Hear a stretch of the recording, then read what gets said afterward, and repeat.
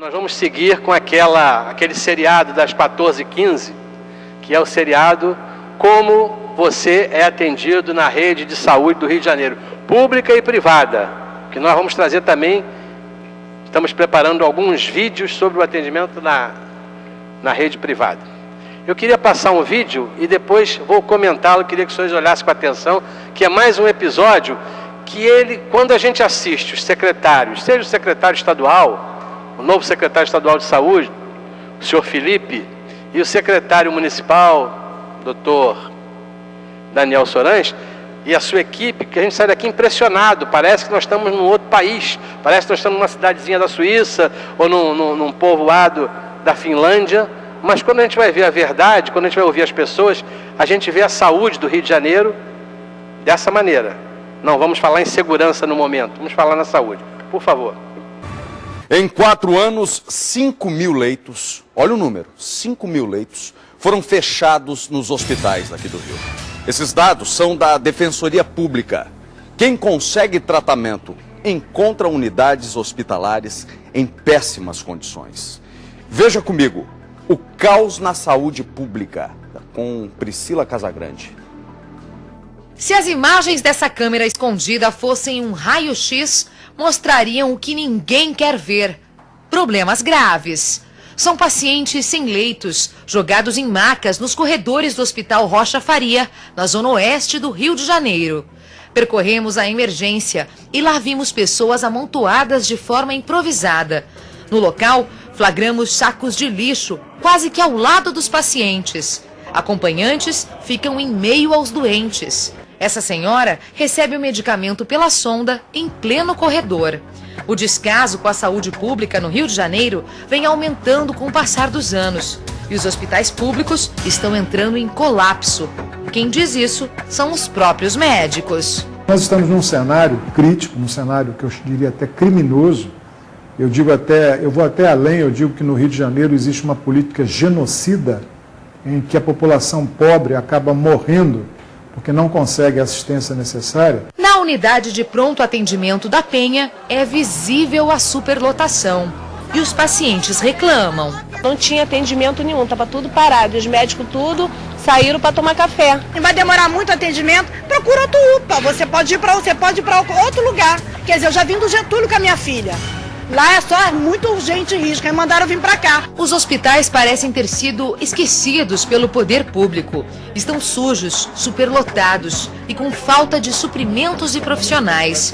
Essa mulher chega a levar de casa os itens indispensáveis para a internação da mãe em um hospital de Jacarepaguá. Lá no hospital falta material, né? Então se nós não levarmos fraldas, algumas vezes nós ficamos sem a troca, né? O paciente fica sem ser trocado, porque falta fralda quase que diariamente. Nessa radiografia, os problemas se repetem em todos os hospitais, tanto municipais, estaduais quanto federais. Enquanto a saúde não for tratada como uma política de Estado e não de governo, a situação tende a piorar. E quem sofre com o caos dos hospitais no Rio de Janeiro é a população, que pede e precisa de mais saúde.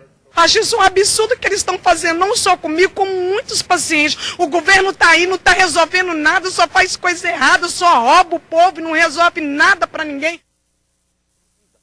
Quem está desviando e quem está recebendo também o dinheiro, porque não é só o desvio. Me dá aqui, por favor, o Leonardo Lara. O Leonardo Lara ao vivo comigo. Cadê o Leonardo? Que tem mais denúncias de outros hospitais que estariam cometendo irregularidades. Leonardo, boa tarde.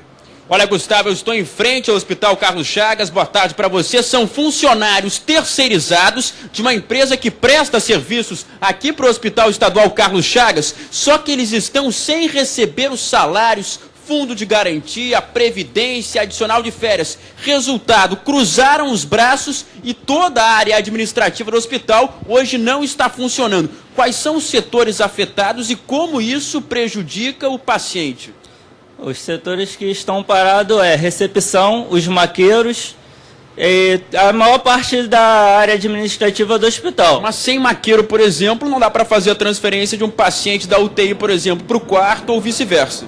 Sim, nós não paramos todos, tem um maqueiro trabalhando para caso emergencial, que a gente também não quis prejudicar os pacientes da unidade. Essas unidades de saúde apresentadas aí, são todas elas hoje geridas pela moderna metodologia das organizações sociais. Todas elas são geridas, os hospitais estaduais e as UPAs ali citadas são estaduais e municipais, mostrando claramente que os resultados apresentados, normalmente aqui nas reuniões, nas auditorias públicas, nas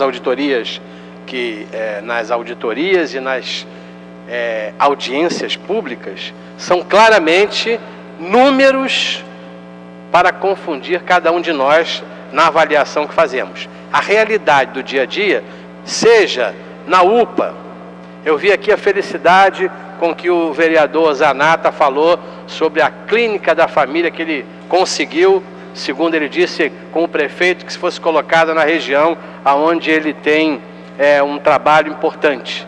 Eu só lamento a tristeza que o vereador Zanata vai ter quando começar a funcionar, que aí as pessoas vão bater na porta dele para dizer que está levando 4 meses para fazer um exame, 5 meses para ter uma consulta no especialista. Ou seja, o que tem se demonstrado aqui a cada momento é que nós não temos hoje os hospitais federais em crise absoluta de falta de dinheiro por má gestão na área federal.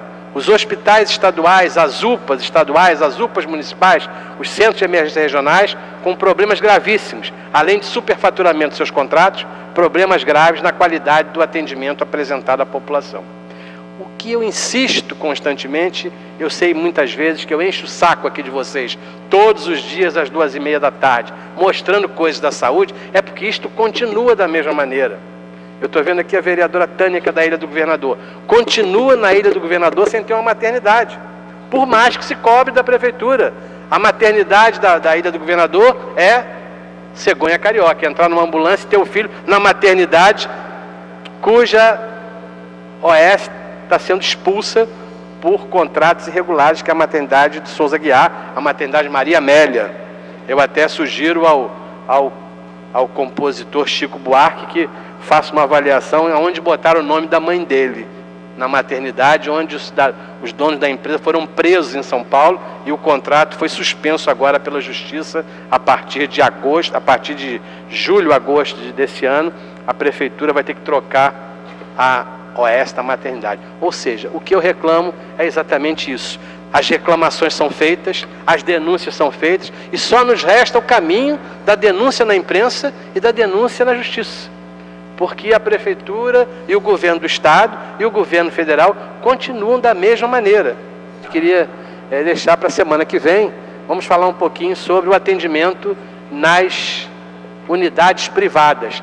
Nas unidades privadas nós não conseguimos ter filme da imprensa, porque a imprensa não coloca nada de errado nas unidades privadas. Até defende, até porque são grandes anunciantes dos jornais, é difícil de botar um anúncio de uma empresa que paga uma para de jornal de propaganda. Mas a gente vai trazer relatos pessoais de como é que é o atendimento hoje para aqueles que achavam que o plano de saúde é a solução. E até para esse eu sugiro que leiam um artigo que está publicado, espero que tenha sido publicado no Diário Oficial, o artigo que nós escrevemos sobre a mão do mercado que não cura. Muito obrigado, senhor presidente.